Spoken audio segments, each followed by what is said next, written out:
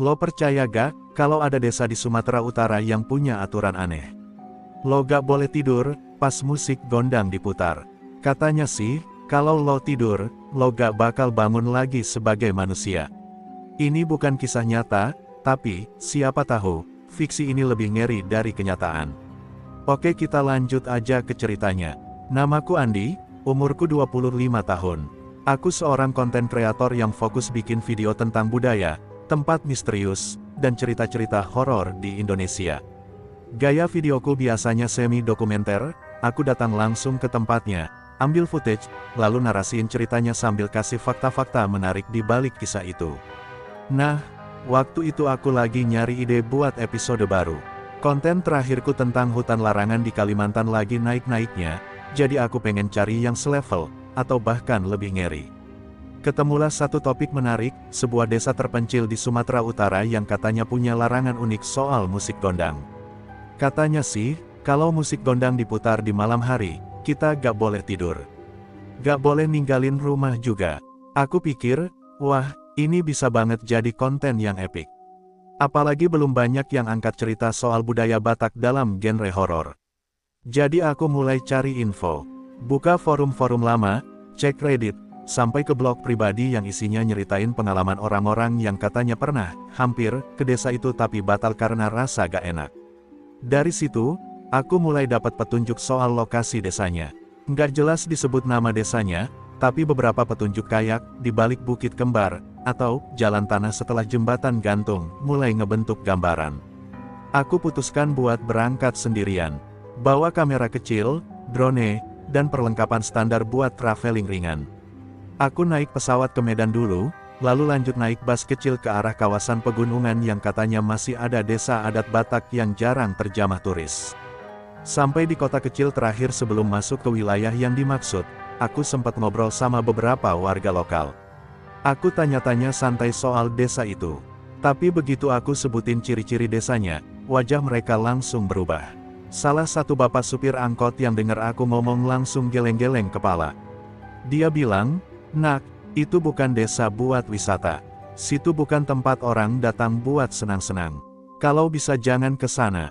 Apalagi sendirian." Aku senyum aja, bilang kalau aku cuma pengen tahu soal budayanya, bukan cari masalah. Tapi dia tetap bilang satu hal yang bikin aku agak merinding waktu itu. Desa itu punya aturan yang gak bisa dilanggar. Apalagi soal musik gondang. Kalau lo dengar musik itu malam-malam, jangan tidur. Jangan. Ya, sebenarnya dari situ aku udah mulai ngerasa gak enak, tapi ya namanya juga konten kreator. Semakin dilarang, semakin penasaran. Aku terusin perjalanan, sewa motor trail dari kota kecil itu, dan ikutin rute berdasarkan petunjuk yang aku gabungin sendiri. Dan benar aja, setelah lewatin jalan tanah, jembatan gantung yang setengah lapuk, dan tanjakan kecil di antara bukit, aku sampai di desa itu. Desanya gak besar, mungkin cuma belasan rumah. Semua rumah masih rumah adat Batak, atapnya tinggi melengkung, berdiri di atas tiang kayu besar. Udara di sana dingin banget, walaupun matahari masih tinggi. Kayak hawa yang nyimpan sesuatu. Aku turun dari motor, dan langsung disambut beberapa warga. Mereka gak banyak senyum, tapi sopan. Mereka kayak menjaga jarak. Aku langsung memperkenalkan diri. Bilang aku dari luar kota, mau bikin dokumentasi tentang budaya Batak, terutama musik gondang dan upacara adat. Awalnya mereka agak enggan jawab. Tapi setelah aku jelaskan kalau semua konten akan aku buat sopan dan niatnya baik, mereka akhirnya ngasih aku izin tinggal 2 malam. Salah satu warga menawari aku menginap di rumah kosong, katanya itu rumah lama peninggalan. Keluarga mereka yang udah pindah ke kota. Waktu sore mulai turun, aku diajak ke rumah kepala adat. Namanya Pak Damanik. Beliau orang tua yang kelihatan masih kuat, posturnya tinggi besar dan sorot matanya tajam. Rambutnya udah putih semua tapi mukanya gak terlihat renta. Pas aku masuk ke rumahnya, aku disuguhi teh panas dan makanan kecil. Kami ngobrol singkat soal tujuan aku, dan beliau cuma diam beberapa detik sebelum akhirnya ngomong, besok malam akan ada musik gondang. Aku kaget, karena aku pikir musik gondang cuma dimainkan di acara adat seperti pernikahan atau kematian. Tapi Pak Damanik bilang, di desa ini, gondang dimainkan setahun sekali. Katanya, Ini bagian dari ritual turun-temurun untuk menjaga keharmonisan antara dunia yang hidup dan yang tidak. Ini bukan pertunjukan, katanya pelan, dan bukan buat hiburan. Musik gondang ini memanggil. Aku mulai merasa suasana jadi berat. Tapi tetap aja aku tanya, kalau boleh tahu, panggil siapa, Pak? Dia hanya menatapku lama, lalu berkata, hormati suara yang kamu dengar nanti malam. Jangan keluar rumah. Jangan tidur. Kalau kamu tidur, kamu bisa bangun, tapi bukan sebagai dirimu yang sekarang. Aku diem, bingung harus jawab apa, tapi dalam hati aku masih berpikir, ini mungkin bagian dari budaya lokal yang mistis.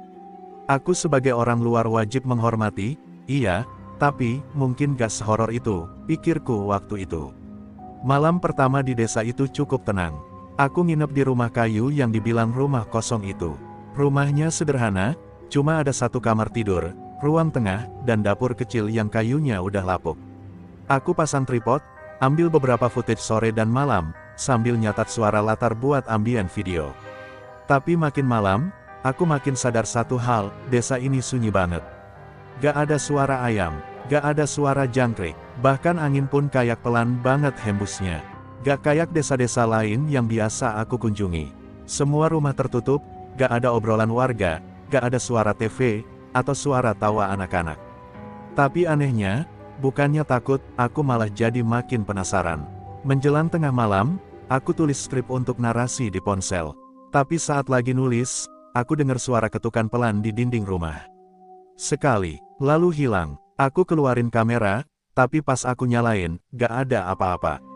Kupikir mungkin suara kayu tua yang kena angin malam. Aku coba tidur lebih awal, tapi kata-kata kepala adat tadi terus muter di kepala. Jangan tidur, tapi itu kan buat besok malam, bukan malam ini, pikirku. Malam ini belum ada musik gondang. Jam 2 pagi aku masih kebangun. Gak bisa tidur, tapi dari kejauhan, aku dengar suara yang aneh, kayak nada musik, tapi belum jelas. Aku kira cuma halusinasi, tapi ya, dari situ, aku tahu, besok malam akan beda. Dan aku mulai sadar, ini bukan desa biasa. Keesokan harinya, suasana desa masih terlihat sama. Tenang, sepi. Tapi pagi itu, ada sesuatu yang terasa berbeda di udara. Rasanya lebih berat dari kemarin. Langit mendung, meski matahari tetap berusaha menembus awan. Aku bangun lebih awal dan sempat jalan-jalan sebentar sambil ambil footage tambahan. Tapi aku sadar, para warga lebih banyak diam. Bahkan beberapa dari mereka menghindari tatapan mata. Aku sapa, mereka hanya senyum tipis. Ada yang membisikkan doa sambil jalan melewatiku. Entah kenapa, dada mulai terasa sesak. Tapi aku tetap berusaha santai, pura-pura tenang. Walau dalam hati, rasa penasaran berubah jadi was-was. Aku kembali ke rumah sebelum sore. Kupikir, mungkin memang lebih baik di dalam aja hari ini. Aku bersihkan lensa kamera, cek baterai, dan mulai siapin voice over script sambil dengerin rekaman semalam. Tapi ada hal ganjil, di latar suara rekaman, terdengar seperti bisikan samar. Aku pikir mungkin angin, tapi setelah aku ulang beberapa kali, bisikan itu kedengaran makin jelas. Seolah ada suara yang berucap pelan, berkali-kali. Bahasa yang gak aku ngerti. Tapi nadanya pelan, mengalun, dan menyedihkan. Kulitku merinding. Menjelang malam, udara terasa lebih dingin dari biasanya. Angin mulai bertiup pelan, dan dari luar jendela, aku bisa lihat sebagian warga mulai memasuki balai adat. Mereka berpakaian adat lengkap, sebagian membawa lilin, sebagian lain membawa semacam sesajen yang dibungkus kain putih.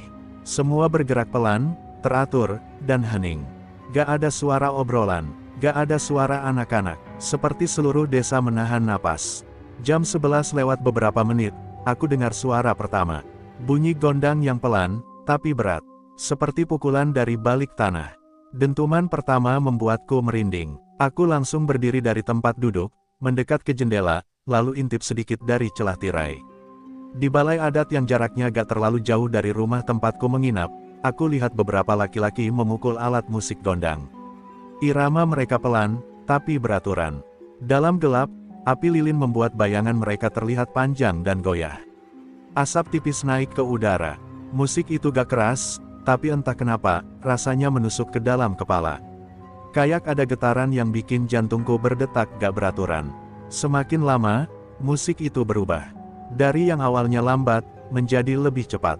Irama mulai naik, dentuman gondang diikuti bunyi suling dan lonceng kecil. Tapi anehnya, aku mulai dengar sesuatu yang lain, sesuatu yang seharusnya gak ada di musik tradisional. Aku dengar suara perempuan tertawa. Pelan, cekikikan, lalu hilang. Diikuti suara bisikan seperti doa, tapi bukan bahasa Indonesia. Aku gak tahu itu bahasa apa, tapi nadanya terdengar seperti nyanyian duka. Awalnya aku pikir itu cuma halusinasi.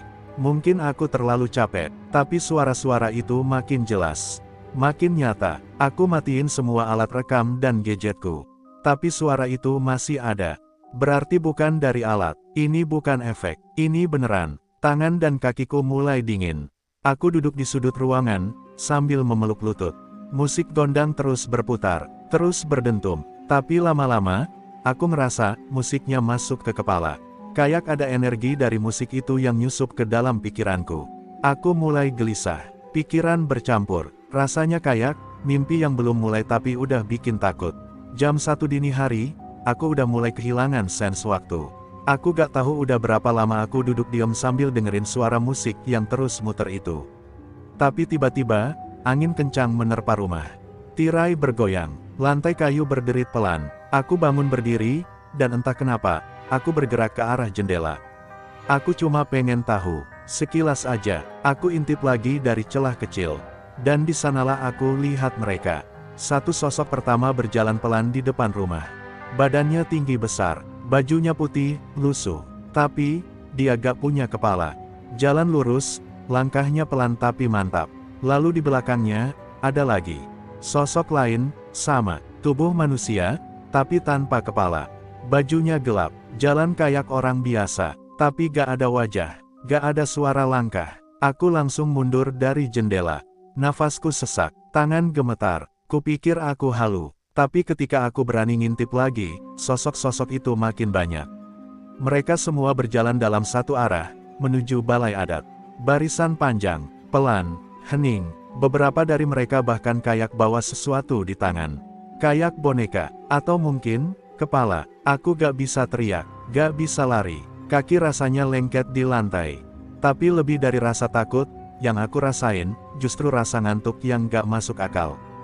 Berat banget, mata rasanya panas, kepala berat, seolah ada sesuatu yang narik pikiranku buat tenggelam.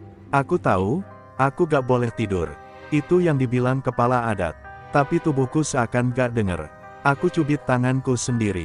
Aku cuci muka pakai air dingin dari ember. Tapi rasa ngantuk itu kayak, bukan rasa ngantuk biasa. Bukan karena lelah. Ini kayak paksaan.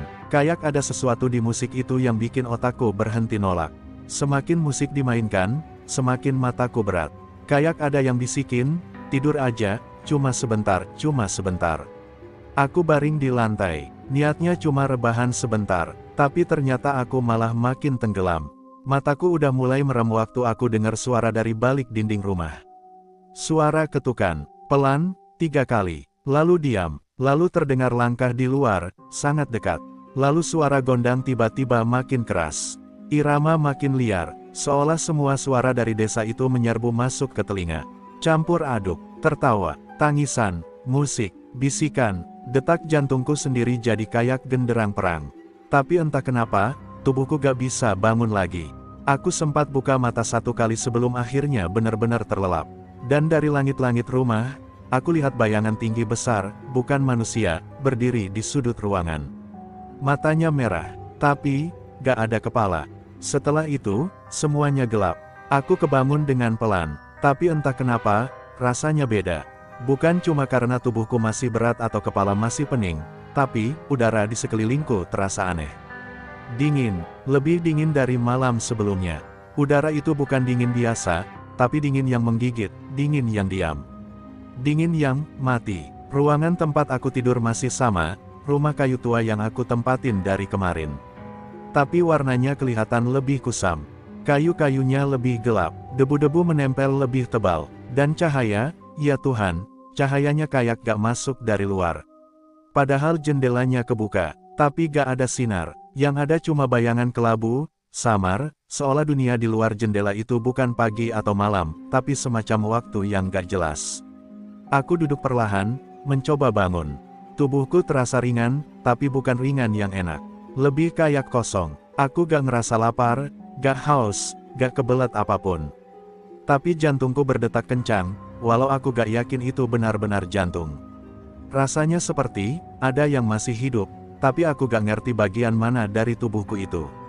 Pelan-pelan aku keluar dari kamar, ngelewatin ruang tengah yang dingin dan hampa. Suara gondang sudah gak terdengar. Tapi justru itu yang bikin aku makin gelisah. Karena keheningan yang ada sekarang jauh lebih menakutkan. Aku buka pintu rumah, dan yang kulihat bikin kakiku lemas seketika. Semua warga desa berdiri mengelilingi balai adat. Tapi mereka gak bergerak, gak bicara, gak bernapas. Tatapan mata mereka kosong. Mulut mereka terkatup rapat. Mereka berdiri diam, seperti patung. Tapi jelas itu tubuh manusia. Aku bisa lihat beberapa di antaranya yang aku kenal, ibu tua yang kemarin kasihku teh di pinggir jalan, anak kecil yang waktu sore duduk di tangga rumah sambil main tali. Mereka semua di sana, tapi, bukan mereka lagi. Tanganku langsung nutup mulut sendiri. Bukan karena takut ketahuan, tapi karena aku ngerasa mual. Tapi rasa mual itu gak keluar. Perutku kayak gak punya isi. Rasanya kayak, kosong beneran. Dan di tangan mereka, semua warga itu megang sesuatu. Awalnya aku gak yakin itu apa. Tapi begitu aku perhatiin lebih jelas, aku bisa lihat bentuknya, tulang. Ada yang panjang, ada yang pendek, ada yang putih bersih, ada yang masih kotor. Tapi semua orang pegang tulang. Aku mundur satu langkah, tapi kaki kiriku nyandung lantai rumah yang gak rata, dan aku jatuh terduduk. Suaranya lumayan keras, tapi, gak ada satupun dari mereka yang bereaksi. Gak ada yang noleh, gak ada yang gerak, semuanya masih berdiri diam, kayak mereka sedang nunggu sesuatu. Aku berdiri pelan-pelan, dan saat aku menoleh ke arah balai adat, di sanalah aku lihat sesuatu yang gak bakal pernah bisa aku lupakan seumur hidup. Di tengah-tengah balai itu, ada satu tubuh tergeletak. Tubuh manusia, pakaianku, jaket hitamku, celana jeans yang sama persis dengan yang aku pakai kemarin. Dan wajah itu wajahku. Matanya terbuka lebar, mulutnya sedikit terbuka, tapi gak ada napas, gak ada gerak. Di sekitar tubuh itu, lantai kayu dipenuhi bercak darah dan sisa dupa yang udah mati.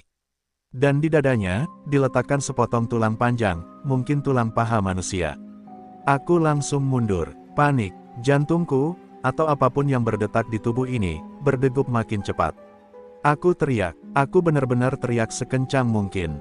Tapi gak ada suara, suaranya gak keluar, tenggorokanku kering, dan suara yang keluar dari mulutku cuma desir udara. Gak ada gema, gak ada pantulan, seolah suaraku diserap oleh ruang ini. Dunia ini, dunia, yang bukan milik orang hidup. Aku coba lari ke arah warga yang berdiri di dekat rumahku. Kupanggil mereka, kupegang bahu salah satunya. Tapi tanganku malah nembus badannya. Tanganku benar-benar nembus tubuh itu kayak kabut. Rasanya kayak menyentuh asap yang padat. Gak bisa disentuh, tapi kita bisa ngerasain kehadirannya. Aku mulai jalan pelan ke arah tengah desa. Tapi langkahku makin goyah. Setiap kali aku mendekat ke balai adat, hawa di sekitarku makin dingin.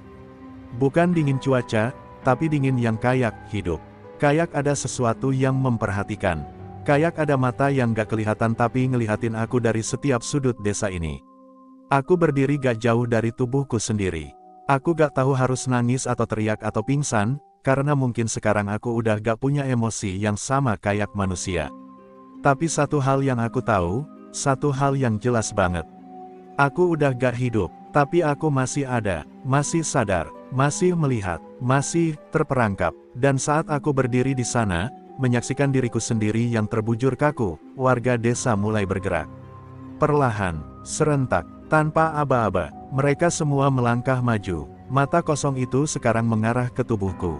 Mereka mendekat satu persatu, lalu mulai menjatuhkan potongan tulang yang mereka bawa di sekeliling tubuhku.